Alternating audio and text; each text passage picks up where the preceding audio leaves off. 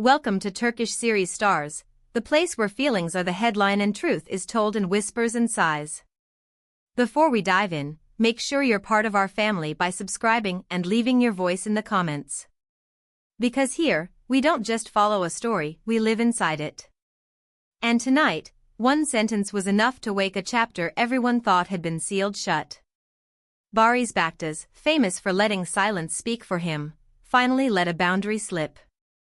During a calm, carefully paced interview, he looked up with that steady gaze and delivered a line that turned a quiet studio into a room holding its breath. There are chapters between me and Yağmur that no one has read. It wasn't a loud confession, yet it boomed across every timeline. It felt like a match touching a trail of powder, a spark racing into the feeds of fans who never stopped believing that his path and Yağmur Yüksel's were still somehow crossing. Within minutes, the internet didn't just react, it erupted. Ship names surged, old edits resurfaced, and that soft-spoken declaration became the kind of moment people replayed, slow-motioning the pause, the blink, the tiny shake in his voice. For months, both had chosen to be guarded, speaking around questions rather than into them.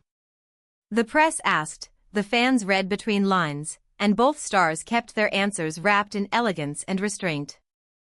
That curtain didn't move until this interview. The host posed what seemed like a harmless question. If a new project came along, would he consider working with Yağmur again? Barış didn't rush. He offered a small, almost private smile and said, "In my work, I rarely lock a door forever. But some doors, when they close, keep echoing in the hallway." One phrase, gentle but heavy. The clip exploded into countless rewatches. People clipped it, slowed it, captioned it, and sent it to friends with trembling hands. Later, someone close to Barış hinted that communication still existed, nothing obvious, nothing for cameras, but not gone either.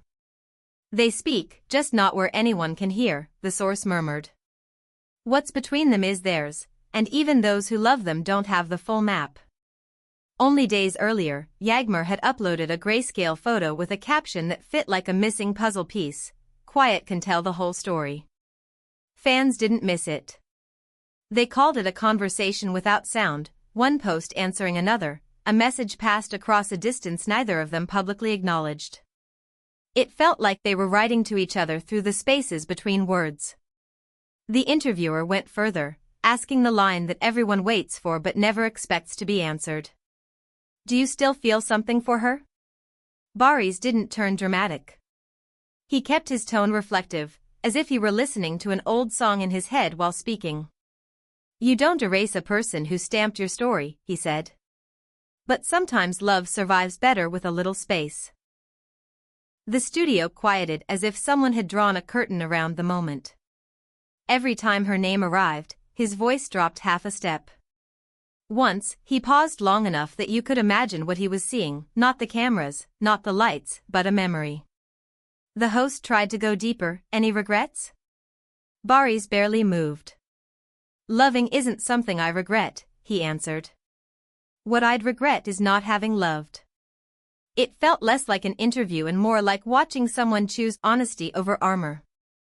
The air changed. No theatrics. No headline tricks. Just a steady truth that people recognized before they could explain why. And then came the one everyone was waiting for, the rumor of a private reunion. Had they met again? He didn't give a tidy yes or no. He looked straight through the lens, voice low and even. Some stories refuse to be spoken out loud, they prefer to keep beating inside the heart.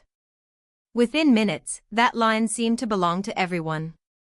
It was translated, subtitled, repeated over gentle piano tracks on short videos, paired with old scenes from their series and behind-the-scenes glances that fans swear looked too real to be performance.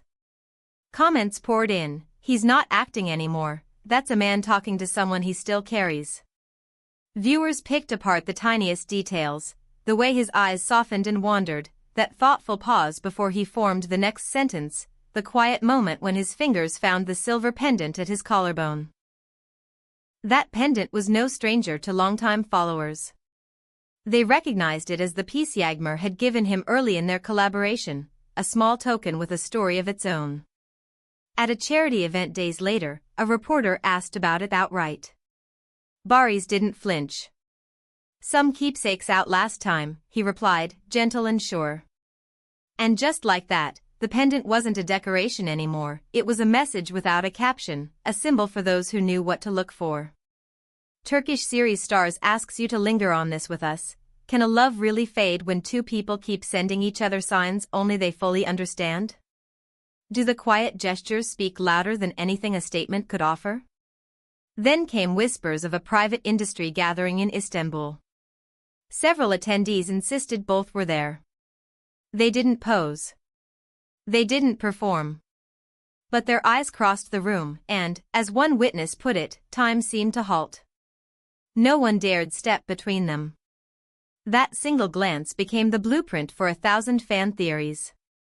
People combed through old photos and interviews, crafting collages that made yesterday look like tomorrow's beginning. It was a silent scene, yet it played louder than any monologue. The next day, Yağmur posted a story set over a quiet track, the kind you might play alone at night. Across the screen, one simple line: an ending isn't always final. The internet didn't even try to be rational. It was taken as an answer, a bridge back to his words, a yes to the possibility everyone was already nurturing in their own way. The comments split right down the middle, some swore the door was quietly opening, others insisted it was closure said with grace. But either way, her message added another layer to a tale that refused to be flat. Behind the noise, one truth pulsed: the story hadn't died. It had simply learned to breathe under the surface. The journalist who sat across from Barış offered a detail that never made the broadcast. During the breaks, he drifted. Not distracted, not bored, just far away, like he was listening to a memory only he could hear. That image stuck to the show like a shadow, explaining why even people who didn't follow their work felt moved. It wasn't nostalgia, it was an unfinished sentence. By the time the episode ended, compilations of his softest moments were already climbing fast, translated across languages, each rewatch a magnifying glass over his gestures and phrasing. People pulled up older interviews to stitch together a larger picture, looking for the thread that tied the present to the past. Still, beneath speculation and trending edits, one core remained: two people once shared something too real to evaporate. Near the end of the program, in a tone that felt like a confession to no one and everyone, Barış said, "Real love rarely vanishes, it waits on the edge of time." He didn't ask anyone to believe him. He simply left the possibility floating, and that might be what gripped everyone most, the idea that between memory and timing, some feelings hold their breath instead of dying. And if you look carefully, the signs kept arriving in small, human ways. A mutual friend refused to comment, smiling like someone guarding a secret. A playlist update on one account matched a lyric the other had quoted months ago. A coffee shop sighting turned into a rumor then dissolved into air, leaving just enough fog to make the heart race. You could sense that whatever existed between them wasn't meant to be performed, only lived. Later that week, at a different event, someone asked Barış to define what it means to move on. He took a beat and said, "Sometimes letting go just means holding differently." It was the sort of answer that gives nothing to headlines but everything to hearts that are listening. It didn't confirm. It didn't deny. It simply kept the flame from going out. Meanwhile, fans remembered an early interview of Yağmur's where she described him as a quiet storm, soft skies, strong weather. In that context, her new post felt like a weather report written in poetry: calm surface, currents underneath. The more people tried to turn it into a neat story, the more it slipped beyond labels. One evening, a paparazzi shot caught him stepping into a car, that same pendant catching a glint of streetlight. His hand closed around it, almost reflex, then dropped. The photo traveled everywhere, dissected for what it meant and what it didn't.